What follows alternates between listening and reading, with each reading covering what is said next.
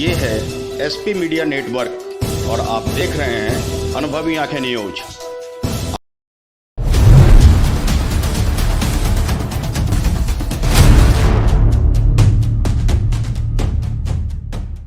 इस समय हम आ पहुंचे हैं दिल्ली के विकास नगर वार्ड संख्या 23S और हमारे साथ हैं पार्षद रणधीर कुमार, आपका पार्षद, आपका रिपोर्ट कार्ड। और हमारे इस खास कार्यक्रम में आज हमारे मेहमान हैं रणधीर कुमार। रणधीर कुमार के बारे में हम बताएंगे आपको और बताएंगे कि इन्होंने अपने 4 साल में क्या कुछ किया है। जनता की वोट और जनता ने इन्हें इनके रिपोर्ट कार्ड पर किस तरह अंक दिया है, 1 सबसे खराब और 10 सबसे बढ़िया।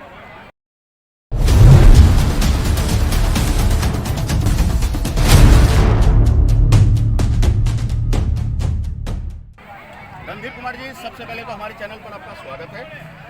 रणधीर जी, 4 साल व्यतीत हो चुके हैं आपके और 1 साल शेष रहा है आगामी चुनाव के लिए। सबसे पहले तो आप ये बताएं कि आपने 4 सालों में वो क्या कार्य किया जिनके लिए आपको पुस्तिका के माध्यम से जनता को बताना पड़ रहा है।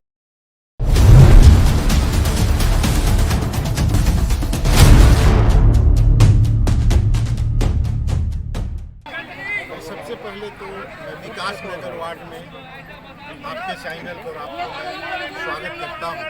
आज यहाँ हमारे प्रदेश अध्यक्ष भी आए थे, प्रदेश के उपाध्यक्ष भी आए थे, हमारे महामंत्री भी प्रदेश के आए थे, जिला अध्यक्ष भी थे और भी भारतीय जनता पार्टी के जो बूथ स्तर के कार्यकर्ता है उनकी आज यहाँ पे संवाद था। हमारे पार्टी में की चीज़ कि बूथ जीतो चुनाव जीतो, इस सिलसिला में आज यहाँ पे आप आए, इसके लिए आपका भी मैं बहुत बहुत स्वागत करता हूँ विकास नगर की धरती पे। और मैं आपके चैनल के माध्यम से बताना चाहता हूँ कि जब यह 2017 में जब चुनाव से पहले इस वार्ड का जब सृजन हुआ तो यह वार्ड 3 वार्ड से काट के और यह विकास नगर वार्ड बना।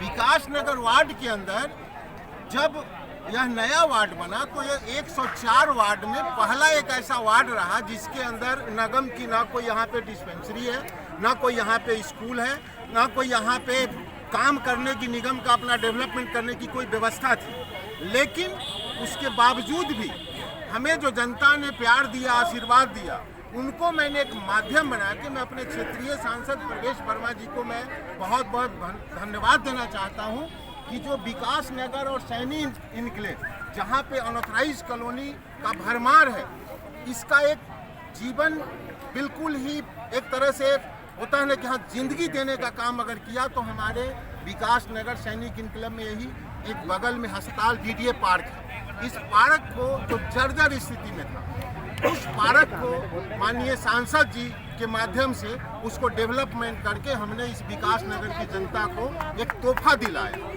दूसरी चीज, इस एरिया की मैं बात करता हूँ तो आपके माध्यम चैनल के माध्यम से मैं यहाँ के विधायक से पूछना चाहता हूँ, दिल्ली सरकार से पूछना चाहता हूँ कि आप निगम को नाली साफ करने का अधिकार तो दे दिया, लेकिन नाली रिपेयरिंग करने का अधिकार किसके पास है? विधायक के पास। अगर नाली टूटी हुई है, जहाँ पे टूटी हुई नाली को अगर रिपेयरिंग करने का अधिकार अगर काउंसलर को नहीं है तो सफाई करने का जो निगम का काम है, दवाई डालना, नाली की सफाई करना, दवा का छिड़काव है। आपने एक चीज़ भी देखा होगा कि जब विश्व महामारी के समय पूरा देश अपने घर में जमीन पर उतर के सैनिटाइज से लेके और यहाँ की व्यवस्था को देखा है, तो आप इस तरह से यहाँ पे विकास नगर में विकास किस हिसाब से आप चाह रहे हैं?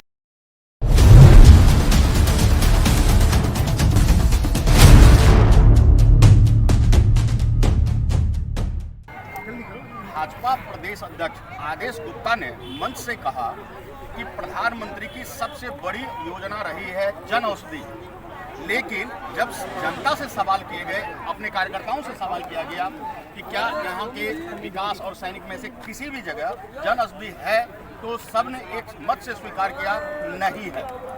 आखिरकार प्रधानमंत्री की इतनी बड़ी महत्वाकांक्षी योजना यहाँ टाटा फिश क्यों है? योजनाएं यहाँ पे टाटा फिश ने, जिन लोगों ने बिजनेस को अपने आप को समझा है कि मुझे बिजनेस करना है, यहाँ पे मेडिसिन की दुकान है, और भी दुकानें हमारे द्वारका में लोगों ने जिनके पास अपना जगह अवेलेबल था उन्होंने वहाँ पे ब्रांच खोला है, वहाँ से लोगों की डिस्ट्रीब्यूट कर। हमारे 23 में भी एक जगह है जहाँ पे एक मंदिर है, वहाँ 1 रुपये में भरपेट भोजन का भी उस मंदिर के अंदर उनका प्रावधान है। उनके यहाँ हमने हमारे जो यहाँ के प्रभारी थे वो डंग साहब आए हुए थे, उनके माध्यम से वहाँ पे कल हम लोगों ने भी इसके ऊपर काफ़ी दिन से चल रहे थे कि जब उनके अंदर एक भाव आया कि मैं इस मंदिर को एक सेवा में लगा, तो उन्होंने वहाँ पे 1 रुपये का भरपेट खाना जो है वो एक टाइम वहाँ पे लोगों को उपलब्ध करा रहे। तो उनसे जब हमने बात किया तो उन्होंने बोला कि सर मैं इस चीज़ को हम जन औषधि योजना को हम अपने यहाँ इसको ये करेंगे। तो ऐसी चीज़ें हैं कि जो भी यहाँ पे उन्होंने तो अध्यक्ष जी ने ये भी कहा कि जिस भी कार्यकर्ता के पास अगर ऐसा जगह अवेलेबल है तो आप इस तरह का यूनिट अपने वार्ड में अपने पास में बना सकते।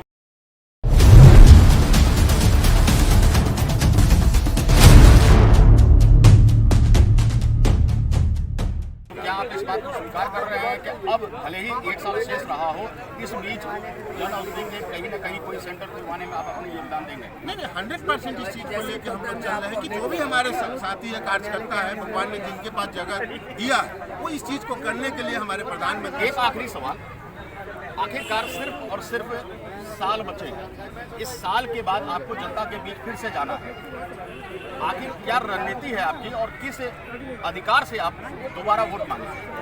मैं आपको बता, हमारे पास अधिकार तो 2007 में ही दिल्ली की जनता ने निगम को दे दिया। उस समय दिल्ली के मुख्यमंत्री श्रीमती शीला दीक्षित घबरा के निगम को 3 टुकड़े में बांट दिया। 3 में इसलिए बांट दिया कि पूर्वी दिल्ली मेरा एक ऐसा निगम बन जाएगा जहाँ पे उनका बेटा वहाँ से सांसद था, बहुत बड़ा उनका डेवलपमेंट का ये चल रहा था कि मेरा कम से कम 3 में से 1 निगम को ले लूँगा।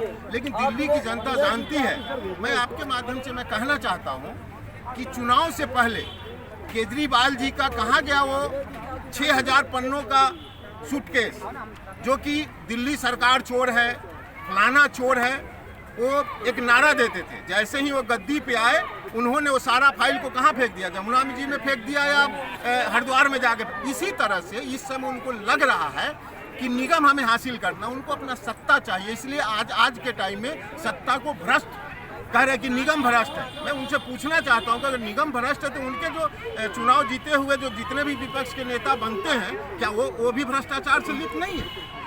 बिल्कुल।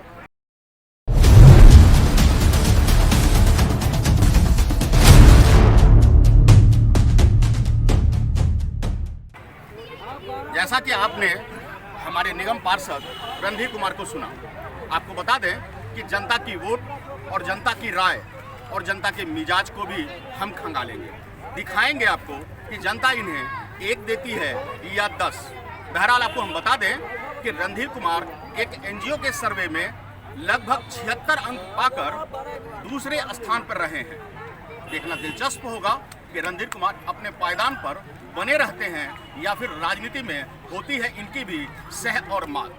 राजनीति में आरोप और प्रत्यारोप तो चलता रहता है, लेकिन 1 साल के इस दौर में आखिरकार रणधीर कुमार किस तरह जनता का दिल जीतते हैं और किस तरह उनका भरोसा पाते हैं, फिर से इसी गद्दी पर रणधीर कुमार बने रहिए हमारे साथ, रणधीर कुमार बने रहिए हमारे साथ और देखते रहिए अनुभवी आंखें न्यूज, क्योंकि यह है आपका चैनल, आपका विश्वास। अगर आपने अब तक हमारा चैनल सब्सक्राइब नहीं किया है तो सब्सक्राइब करें और बेल आइकन अवश्य दबाएं ताकि खबरों का नोटिफिकेशन आपको मिलता रहे।